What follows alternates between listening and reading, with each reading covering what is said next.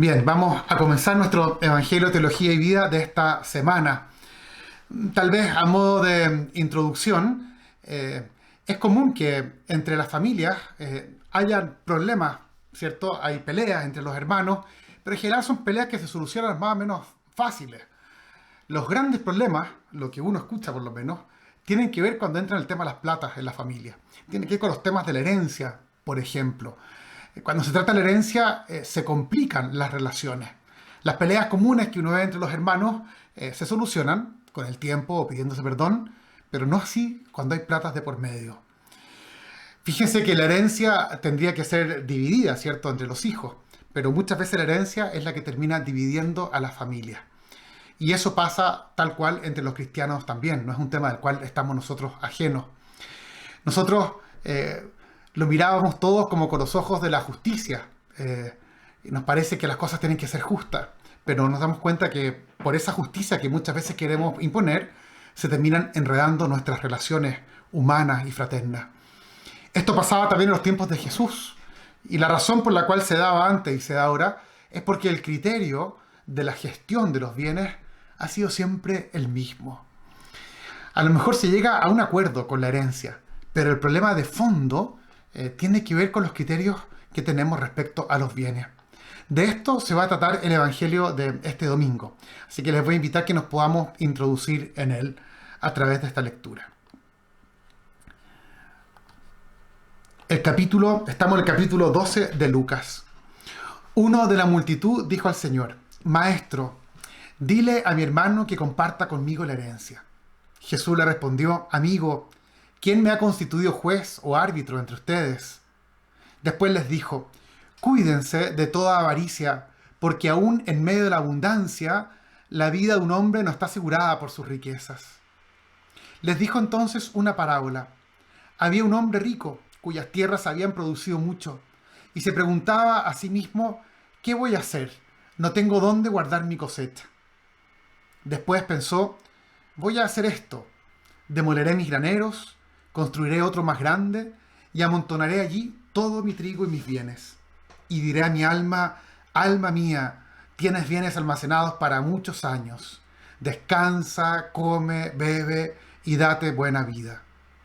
Pero Dios le dijo: insensato, esta misma noche vas a morir. ¿Y para quién será lo que has amontonado? Esto es lo que sucede al que acumula riquezas para sí y no es rico a los ojos de Dios.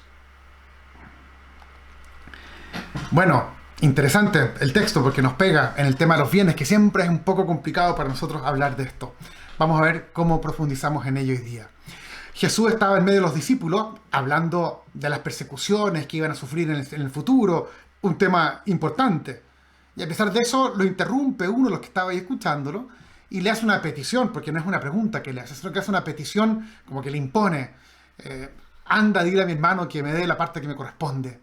Quiere que Jesús tome a favor de él, ¿cierto? Tome posición a favor de él respecto a la herencia que le corresponde. En la tradición judía, la herencia establecía que 2/3 eran para el hermano mayor, porque tenía que hacerse cargo de la madre y también de las hermanas que no estuvieran casadas todavía.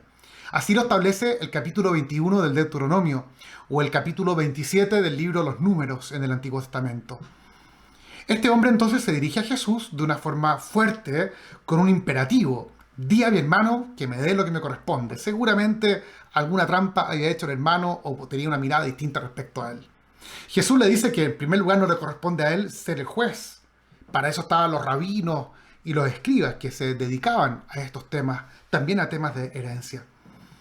Jesús había hablado un par de veces del tema de la herencia, pero referida a la herencia de la vida eterna, que es la herencia que realmente le interesa a Jesús.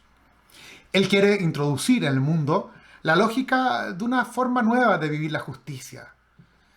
El problema, en este caso, en esta pregunta que le hace este joven, está en no tener clara la relación con los bienes. Para los paganos, y para los paganos no lo digo en términos despectivos, sino que para el mundo podríamos decir, los bienes pertenecen a aquel que los obtiene, ya sea porque los compró, porque los consiguió, porque los heredó. Si son suyos, puede hacer con ellas, con estos bienes, lo que quiera, ¿cierto? Incluso cuando está muerto, puede también establecer qué pasa con esos bienes a través de la herencia. Pero esta justicia, que es la que practicamos en nuestra sociedad, ha producido un montón de problemas en nuestra historia. Y es porque se basa en una mentira. Los bienes, en verdad, no le pertenecen al hombre. Fíjense el Salmo 24, por ejemplo, cuando dice: del Señor es la tierra y todo lo que contiene. Y no se refiere solamente a los bienes materiales que hay en la tierra, sino también a los dones espirituales. La vida misma es un don que nos viene de Dios. Todo lo hemos recibido de Dios como un regalo. Es Él el que puede dejar estos bienes como herencia de generación en generación. Jesús llama la atención, entonces, en este evangelio, con el tema de la codicia. Cuídense de toda codicia. Mantengan alejado el peligro de la palabra griega es la pleonexía, que significa querer tener siempre más. La codicia de tener cada vez más. Una enfermedad que está muy presente en el tiempo presente. Este es el peligro del que nos quiere advertir Jesús con la parábola que nos va a contar este domingo. Nos deshumanizamos si nos dejamos envolver por este mal. La relación errada con los bienes arruina la relación también con los demás. Es así como han comenzado prácticamente todas las guerras a lo largo de la historia. Este mal proviene del deseo que tenemos de aferrarnos a la vida. Vemos cómo la vida se nos va escapando de entre las manos. ¿Cómo hacer para retenerla? El miedo a la muerte nos dice entonces que nos aferremos a los bienes de este mundo, los cuales de alguna forma como que alimentan esta vida, pero engañan, pensando que el poseer estos bienes nos va a hacer retener la vida. Es mentira. La pleonexía es hija del miedo a la muerte. Es una ilusión. Y es la solución simple que nos ofrecen los bienes ante el tema de la muerte. Jesús, fíjense, nunca desprecia los bienes materiales, pero advierte de que la acumulación de estos bienes fácilmente se convierte en el objetivo de nuestra vida. Por eso dice que el éxito de la vida no depende de la acumulación de los bienes. El éxito de la vida no está asegurado por las riquezas. Jesús advierte de que el éxito de una vida no se mide por los bienes que uno ha acumulado. Fíjense lo que dice la carta a Timoteo. Dice: nada trajimos al mundo y nada nos llevaremos. Los que quieren enriquecerse caen en tentaciones y trampas, en muchos deseos insensatos. La raíz de todos los males es la codicia. Por entregarse a ella, algunos se alejan de la fe y se atormentan con sufrimientos vanos. Qué ciertas las palabras de este texto bíblico. O el libro del Coelet, que lo escucharemos el próximo domingo, lo escucharemos en la primera lectura, que es el capítulo 2 del Coelet. Dice lo siguiente: él habla como si fuera Salomón y dice: traté mi vida con vino, me di a la frivolidad, hice grandes obras, me construí un palacio, planté viñedos, huertos, parques, tuve esclavos, conseguí muchas mujeres hermosas, fui más grande que todos quienes me precedieron en Jerusalén. Luego reflexioné en todas las obras que había emprendido y en todas las molestias que me había costado su realización. Pues bien, miren, aquí viene la parte de la sabiduría. Pues bien, no se retiene nada. Todo se corre con el viento. En definitiva, dice, no hay nada que ganar bajo el sol. Vanidad de vanidades. ¿Cuál es la conclusión del Coelet? Terminé arruinando mi vida. En definitiva, se termina odiando la vida misma. Los bienes que se suponen eran para la vida, si se gestionan con esta enfermedad de la pleonexía, te hacen terminar odiando la vida misma. Es entonces cuando Jesús propone la parábola de este rico insensato. Aquí tenemos en este cuadro de Rembrandt. Jesús propone esta parábola del agricultor afortunado. Un hombre con el cual fácilmente nos identificamos y nos cae bien, porque es presentado de una forma simpática. Era un hombre trabajador, previsor, era bendecido por Dios. Dice el texto del Deuteronomio, capítulo 28, dice: los frutos de la tierra son una bendición de Dios. Bueno, aquí vemos un hombre que bendecido por Dios, No se trata de un ladrón, de una persona injusta tampoco. Seguramente una persona honesta. Bueno, debería ser feliz. Pero tiene un problema. ¿Qué hacer con los bienes? A nosotros nos pasa igual. Con los bienes que tenemos, sean muchos o no tantos. Pero viene la pregunta, ¿qué hacer con las cosas que tenemos? Y no solo la riqueza material, ¿qué hacer con la inteligencia, con el talento, con el carácter, con los estudios que tenemos, con los títulos que hemos acumulado? ¿Qué haces con esta riqueza que has recibido? Este es el razonamiento que ocupa el centro de esta parábola. El agricultor decide construir graneros grandes para meter el trigo y todos sus bienes. Esta es la lección que él hace. Y ahí está el error. Jesús nos está diciendo, ten cuidado de hacer tú mismo esta elección. El agricultor que decide guardar la riqueza para sí, elige la solución equivocada. En vez de dejar que estos bienes lleguen al destino para el cual fueron creados, él los bloquea y los guarda para sí mismo. En lugar de responder a las necesidades de quienes tiene a su lado, él con sus graneros impide que los bienes alimenten a los necesitados. Este hombre, bueno, aquí lo vamos a extremar un poco, pero este hombre pasa la vida acumulando y no ha vivido en aquello que verdaderamente vale y se juega la vida. Vemos que la mentalidad de acumular los bienes le lleva a pensar, ahora puedo descansar y disfrutar la vida, pero tiene una vida infeliz porque está desprovista del amor. Fíjense, este hombre se presenta solo en esta parábola. Los bienes en su mente y seguramente en su corazón le han generado un profundo vacío. No aparece ni esposa, ni hijos, ni trabajadores, ni vecinos. Nadie. Seguro que ellos están a su lado, pero él no los ve. O tal vez no tiene tiempo para ellos. O no tiene fuerzas de tanto trabajar. O no podía pensar en ello. No tiene tiempo, ni pensamientos, ni sentimientos. Este hombre está solo con sus bienes. Tan solo le interesaba la producción. Ni siquiera Dios estaba en su mente. La relación errada con los bienes arruina la relación con los demás. Los bienes se convirtieron para él en un ídolo que le crearon un vacío que lo deshumanizaba. Esta parábola es breve, tiene 59 palabras. ¿Qué dice el agricultor? Bueno, de estas, 15 veces dice mío, yo, mis bienes. Solo existe Él. Este es el peligro del cual nos quiere prevenir Jesús. Los bienes tienen este peligro de postergar al resto y de hacerte centrarte tu vida en ti mismo. Si pones el dinero por delante de tus ojos, dejas de ver a las personas que te rodean y solo ves lo que te interesa, los bienes. Las cosas se convierten fácilmente en ídolos para adorar. Este es el peligro de la riqueza. Destinar la vida a acumular los bienes es un gran fracaso. Y para aclarar esto, entra en la parábola, entra Dios mismo. No nos gusta mucho cómo se presenta Dios en esta parábola porque parece que se comporta como una forma incomprensible. No deja que este hombre, que era bueno, disfrute del fruto de su trabajo. Pero aclarémoslo, no es Dios el que hace morir a este hombre como si fuera una venganza o si fuera una prueba. No, Dios no juega con nosotros en primer lugar. Este hombre se muere porque es un ser humano.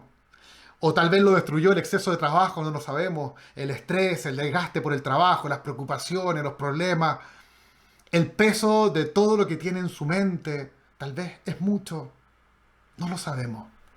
Pero lo que sí sabemos es que Dios lo llamó, el término griego dice afrón, es decir, necio. Necio. Aquí le pone insensato el texto, pero es necia la palabra. Es aquel que no reflexiona. Aquel que es imprudente. Fíjense, un hombre que seguramente era inteligente, bueno para los negocios, pero imprudente. ¿Por qué imprudente? Bueno, porque en primer lugar no tuvo en cuenta que nuestra vida tiene un principio y un fin. Él no calculó bien. La abundancia le hace olvidar que los bienes son precarios y que es un sinsentido poner el corazón en ellos. A los ojos del mundo parece sabio este hombre. Parece incluso previsor si agrandó los graneros. Seguro que muchos dicen, qué suerte tiene este hombre, lo bien que le fue. No, no tiene suerte. Él quería asegurarle el futuro, pero se equivocó en la elección que hizo. Se equivocó en la forma de asegurarlo. O se equivocó en el futuro que quería asegurar. No apostó por lo que trasciende, sino que apostó por lo que perece. Justo lo contrario. Tantas veces lo hemos dicho, por la aduana de la muerte no pasan los bienes, ni tampoco los títulos. Todo es requisado en esta aduana. Estas cosas no cuentan para nada en el otro lado de la vida. Allá solo la pasa la forma como hemos administrado los bienes. Si los has administrado con amor, el amor sí pasa por esta aduana. La riqueza engaña al apartar de la mente el pensamiento sobre la muerte.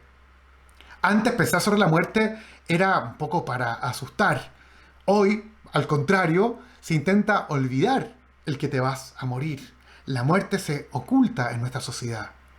Este agricultor no vive en el mundo real, sino en el mundo que él mismo se ha construido. Y él se imagina eterno. Fíjese lo que dice Salmo 90. Los años de nuestra vida son 70 u 80 para los más robustos. Enséñanos, Señor, a contar nuestros días y nos convertiremos así en personas sabias. Pensar en la muerte nos convierte en personas sabias. Este agricultor, por muy rico que sea, no es sabio, pues no comprende que al final de su vida los bienes le serán requisados. Tal vez piensa seguir disfrutando de ellos a través de sus hijos y sus nietos, dejándolos por herencia, pero eso es un error. En la muerte, su vida termina, y cuando pasa la aduana no se puede llevar las cosas. Dice el Salmo 39 que el hombre pasa como sombra, acumula riquezas y no sabe dónde irán a parar. Hay un segundo error de este hombre que se denuncia al final de la parábola. Dice, ha acumulado tesoros para sí mismo. No se condena el que haya producido riquezas, eso es un bien. Él trabajó y se empeñó honradamente en ello. El problema es que acumuló para sí. No entendió que uno se convierte en rico en humanidad no acumulando para sí, sino compartiendo lo que se es y lo que se tiene. Este agricultor previsor, necio, nos enseña a estar atentos, pues fácilmente nos olvidamos del prójimo en las decisiones que vamos tomando. Si te repliegas sobre ti mismo y no sigues haciendo el bien a tus hermanos hasta el final, caes en la categoría de ser necio, como en esta parábola. El tercer error de este agricultor es que ha acumulado para sí, pero no es rico a los ojos de Dios. Es más, lo ha excluido de su propia vida y lo ha sustituido por las riquezas. El objetivo de su vida pasó a ser la riqueza. Jesús más adelante invita a poner el tesoro en el cielo, donde no llegan los ladrones ni las polillas que lo corroban, pues donde está tu tesoro, ahí está tu corazón. Lo que nos sigue a todas partes, incluso después de la muerte, no son los bienes, sino las obras de amor. No lo que hemos acaparado, sino lo que hemos compartido. Esto lo llevamos siempre con nosotros, pues constituye lo que verdaderamente somos. No nos llevamos nada, solo el amor que hemos dado. Todo lo donado se convierte en amor, partiendo por la propia vida. Que esta parábola del agricultor necio nos enseñe a tomar decisiones adecuadas en nuestra vida respecto a los bienes.